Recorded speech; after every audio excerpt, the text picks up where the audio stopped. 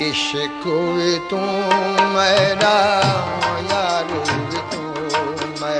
سسی پنو ایک مشہور سندھ کی لوک کہانی ہے۔ یہ کہانی ایک وفادار بیوی کی ہے جو اپنے محبوب شوہر کی تلاش میں ہر قسم کے مشکلات سے گزرتی ہے، جسے حریفوں نے اس سے جدا کر دیا تھا۔ میر پنو خان میر علی کا بیٹا تھا، جو میر ہوت خان بلوچستان کے مشہور قبیلے ہوت کا سردار تھا۔ سسی بھمبور کی راجا کی بیٹی تھی۔ اس کی پیدائش پر جوتشیوں نے راجا کو کہا کہ یہ لڑکی شاہی خاندان کے لیے بدشگونی ہے۔ راجا نے لڑکی کو ایک لکڑی کے صندوق میں ڈال کر دریائے سندھ میں بہا دیا۔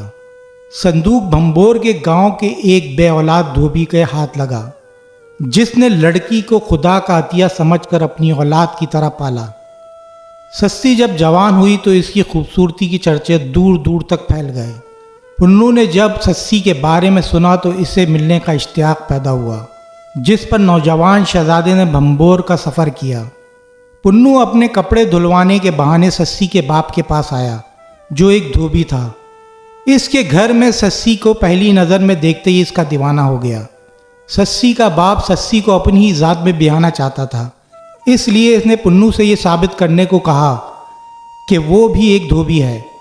شہزادہ چونکہ دھوبیوں کے کام سے ناواقف تھا، اس لیے وہ صاف کپڑے دھونے میں ناکام رہا۔ اس کا حل اس نے یوں نکالا کہ ہر کپڑے کی جیب میں اس نے ایک سونے کا سکہ ڈال دیا، جس پر تمام گاؤں والوں نے اس کی دھلائی کی تعریف کی، اور یوں سسی کا والد اس سے بیاہنے پر تیار ہو گیا۔ پنو کا والد اور بھائی اس کی شادی کے خلاف تھے، اور اپنے والد کے کہنے پر پنو کے بھائی بھمبور آئے تاکہ اسے اس کی شادی سے منع کر سکیں۔ بھائیوں نے پنو کو سمجھانے کی کوشش کی اور دھمکایا، مگر پنو کسی طور نہ مانا اور انہوں نے دوسرا طریقہ اپنایا۔